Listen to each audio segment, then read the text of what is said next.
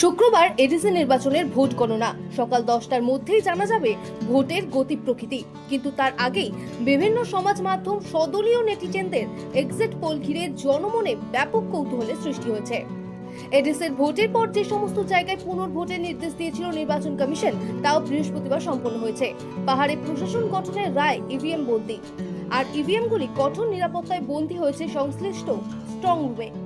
শুক্রবার সকাল 8টা থেকে শুরু হবে রাজ্যের 17টি গণনা কেন্দ্র থেকে একযোগে ভোট গণনা। প্রথমেই চলবে পোস্টাল ব্যালটের ভোট গণনা, এরপর শুরু হবে ইভিএম এর ভোট গণনা। বেলা 10টার মধ্যে ভোটের ফলাফলের গতি প্রকৃতি জানা যাবে বলে রাজনৈতিক বিশেষজ্ঞদের মতামত। কিন্তু ভোট গণনার 72 ঘন্টা আগে থেকেই সামাজিক মাধ্যমে শুরু হয়েছে ভোট নিয়ে সমীক্ষা বা এক্সিট পোল।